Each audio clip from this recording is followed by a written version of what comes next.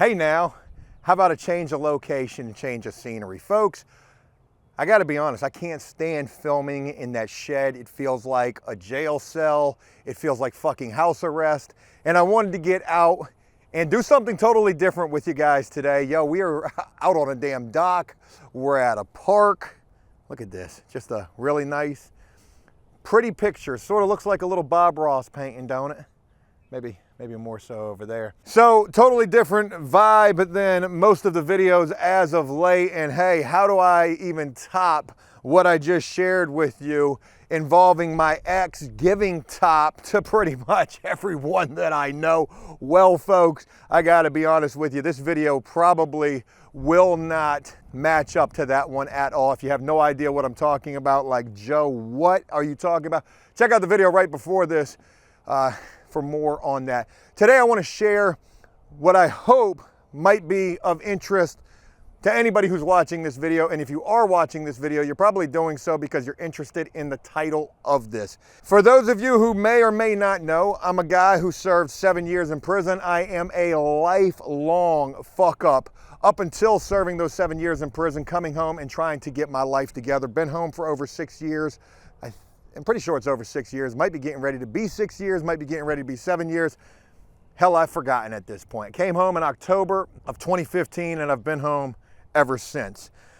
Started getting in trouble at the age of 18 years old, and in that time I have racked up a ton of trouble. Well, it would seem sometimes it may not be the easiest thing to get beyond that trouble, whether you're coming home and you're dealing with probation or parole, trying to get your rights restored, trying to get rights back, maybe gun rights, voting rights, whatever it may be.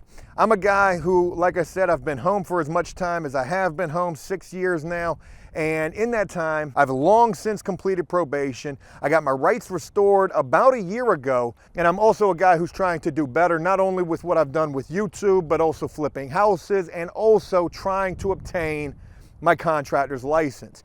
In the last video that I shared here, I said that I failed every test that I took in relation to trying to get my Class A contractor's license. I was kidding about that. If you follow Joe Does Stuff, my other YouTube channel, you'll see a vlog of me going to take the test, all 3 parts. There's 3 parts if you want to be a Class A contractor in the state of Virginia, and I passed all 3 of those parts. Now, that doesn't automatically mean that I'm a Class A contractor, and in fact, if you have no idea what it entails to be a licensed contractor, at least here in my state, Virginia, I'm gonna share that with you here today. And most importantly, if you got a criminal record, that changes the dynamics of the entire conversation and situation. In order to be a Class A contractor, A, B, or C, there's a list of things that you have to do. The first of which is you have to go to an 8-hour class that is absolutely mandatory. That class basically prepares you for the business exam, and I'm gonna be honest with you, it's a tough class, it's grueling, it's all day long, but you gotta go to that. That's the #1 thing that you have to do. Once you've completed that class, what they're gonna do is they're gonna be preparing you for the business exam. Now, whether you wanna be an A, B, or C, there's different dynamics to all of that. If you wanna be a C, you can only do up to $10,000 worth of work. If you want to be a B, you can do up to $750,000 worth of work per year, $10,000 per job, and Class A is unlimited. Class A is the hardest one to obtain because with Class A, when it pertains to the business exam, you have to take not only the first 2 parts, you've got to take the 3rd part, which is the advanced section. Now, in order to be a Class C or a Class B, I'm pretty sure you have to pass both Virginia and general information in relation to the business exam. To be a Class A, you've got to pass not only the Virginia and the general, you also got to pass the advanced. And again, to reiterate, it was just on Friday where I did that. I've already done the 8-hour class.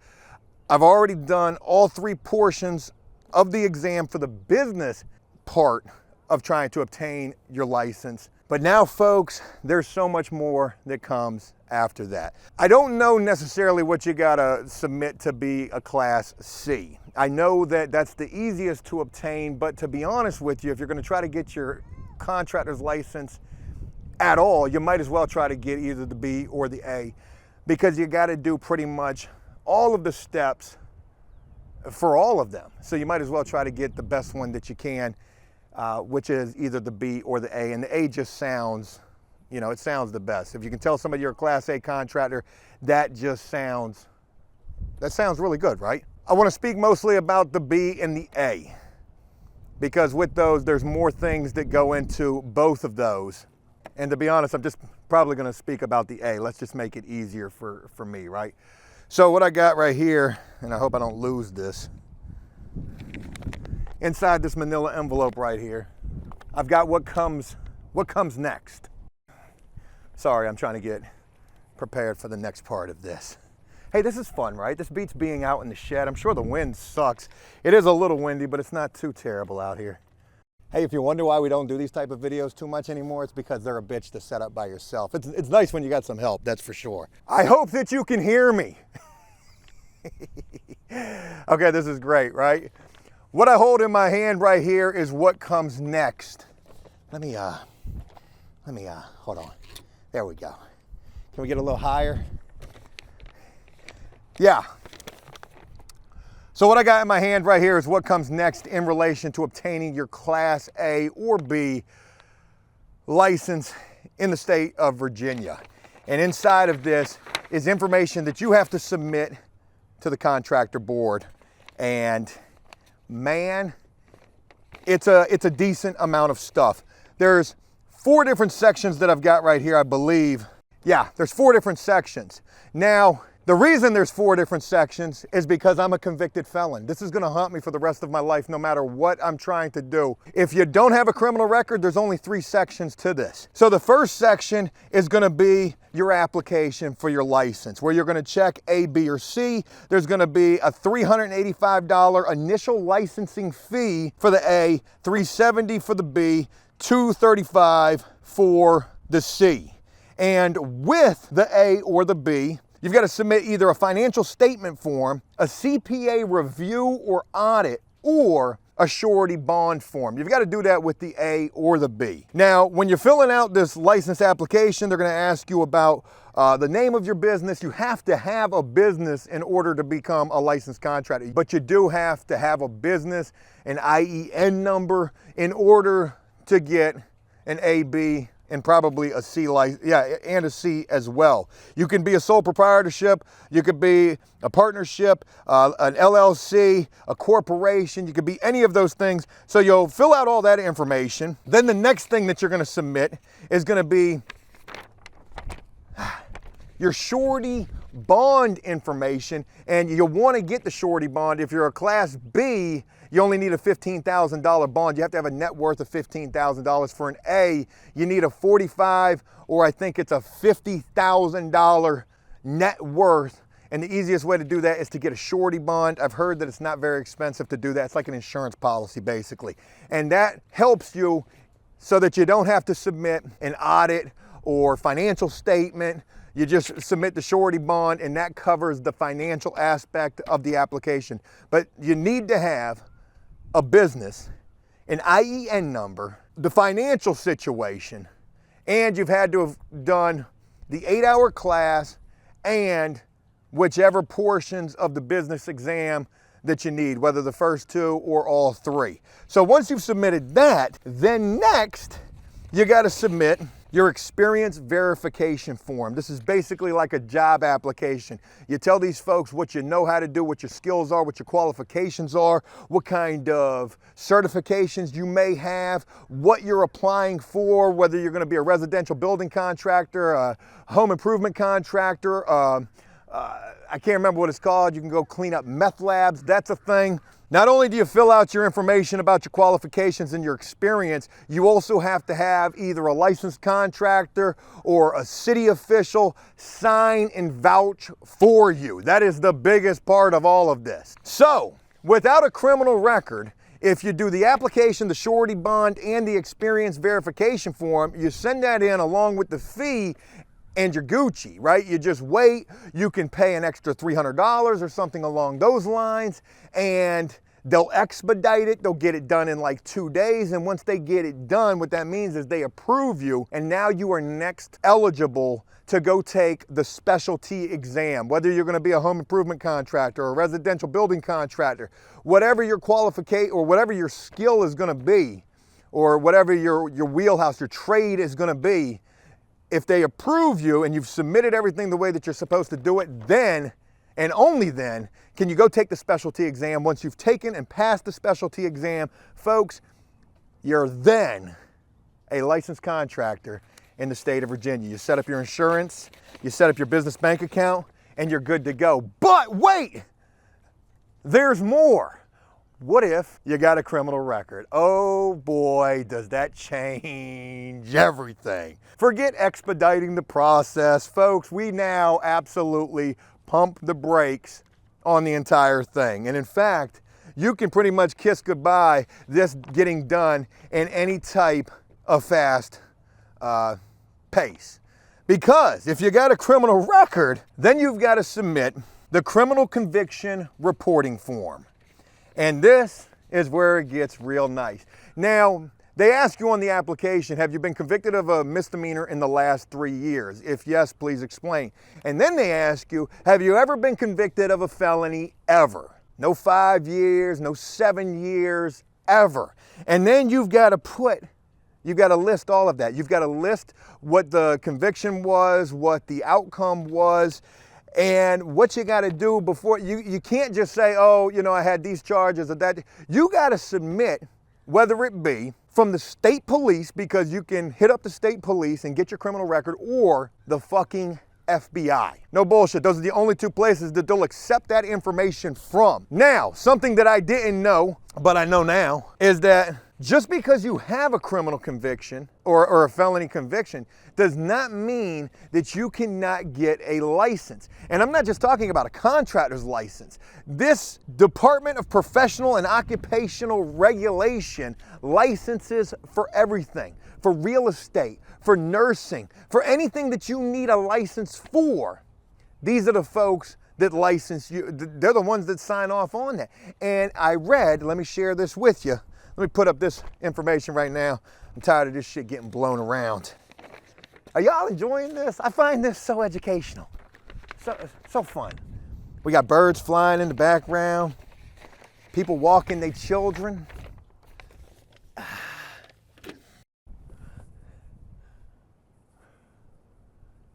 Can you hear me? Hey, Siegel, you better not shit on me. Yeah, I'm out here getting bucked with birds. searching for signal. Verizon, I thought you were supposed to be 5G now. Let me share this with you as fast as I possibly can. This comes from the DPOR website, and it says criminal history. What if I have a criminal conviction? A prior conviction does not necessarily prevent you from obtaining a license. There are no barrier crimes that absolutely prohibit you from getting a license. State law requires DPOR regulatory boards to evaluate applicants with past convictions on a case-by-case basis to determine whether their criminal history is related to the profession. The board must take into account the 9 factors outlined in the Code of Virginia. And folks, let me share with you what those 9 factors are.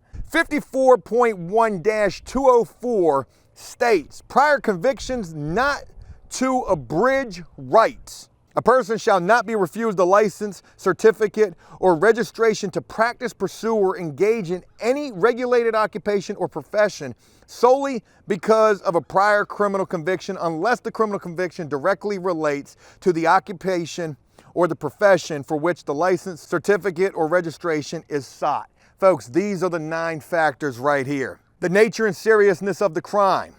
The relationship of the crime to the purpose for requiring a license to engage in the occupation.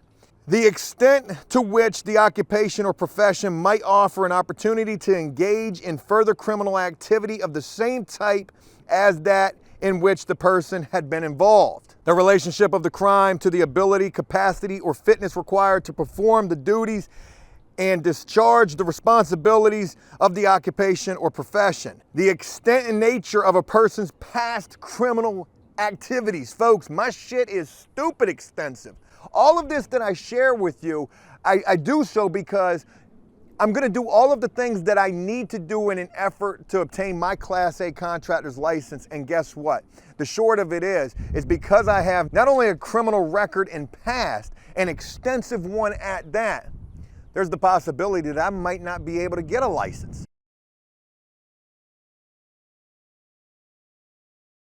The amount of time that has elapsed since the person's last involvement in the commission of a crime, the conduct and work activity of a person prior and following the criminal activity, and evidence of a person's rehabilitation or rehabilitative effort while incarcerated or following release. I've got my rights restored. I've been an upstanding member of society for 6+ years. If anybody deserves to get this license, I truly feel like I do, and others do as well. And I'm sure there are others who have a criminal conviction and a felony record who are Class A contractors. But that's not the bigger point. The bigger point is if you have a criminal record, you've got to take this extra step, getting your criminal record, the entirety of it, from the state police or the FBI. I don't know how much that's going to cost, but I got to figure that out. And then, oh boy, that wind's picking up right there. And then, folks, it gets even better. So once you get that information and you submit your criminal record to DPOR, they say if you have a criminal conviction, you must submit the criminal conviction reporting form along with the state police criminal history for every state where you have convictions, or a national criminal history, or a certified copy of the final order, decree, or case decisions by a court with lawful authority to issue such order, decree, or decisions.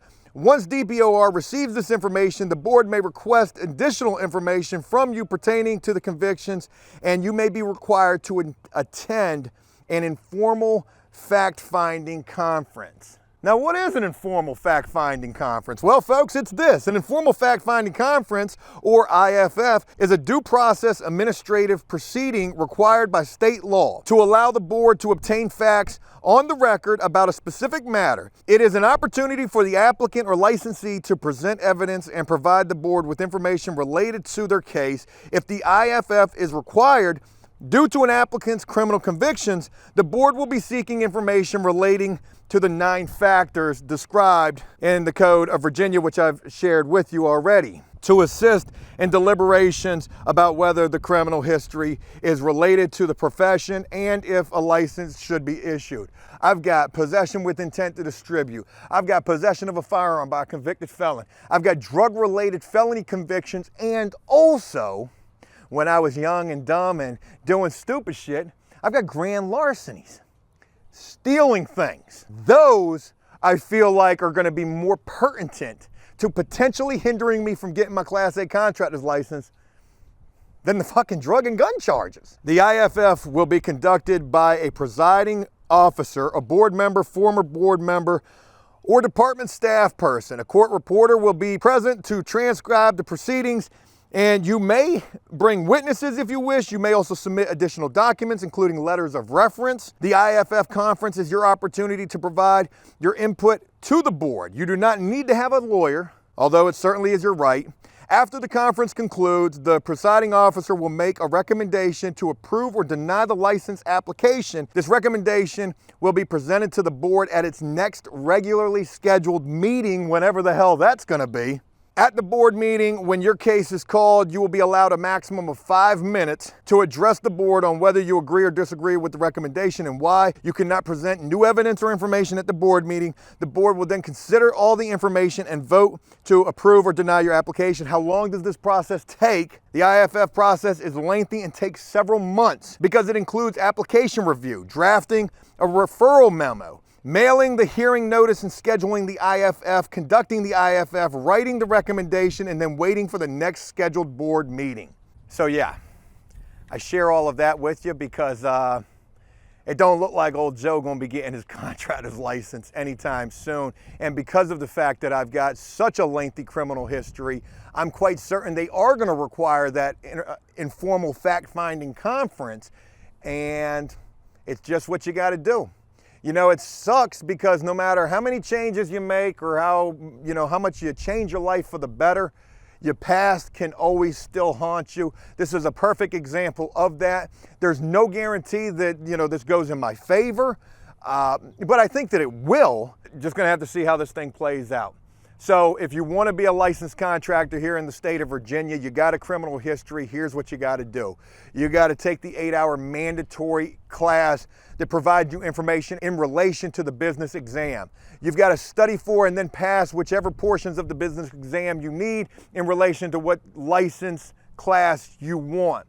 Then you've got to submit the application, the surety bond, financial statement, the experience information, and verification from somebody who's licensed or credible in the eyes of DPOR. And then if you've got that criminal history, you've got to contact the state police or the FBI, get your criminal record, and then submit any and all information along with that $385 or $370 or $235, that application fee. You got to submit all of that and just wait and hear what they're going to say. Folks, I've taken the 8-hour class. I've passed all 3 portions of the business exam for my Class A, and now I've got to fill out all of this information and get this submitted along with my criminal history.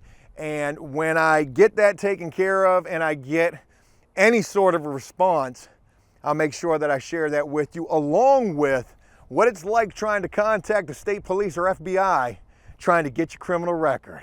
Ain't nothing like putting yourself right up on their radar all over again, right? Should be fun. Folks, I hope this was a video you enjoyed. If nothing else, some probably found this to be quite boring, but I hope that you found this interesting for the information that was shared in it. And even if you thought it was boring, hey, hopefully the background was pretty enough to look at, and hopefully the wind wasn't as much of a bitch as I'm thinking it probably was. Hey, thanks for taking the time to hear me out on this thing. I hope I provided some insightful information, and I look forward to hearing what all of you have to say. Until next time, enjoy life, the free world. Never take a moment for granted, and make the most of every day. Peace!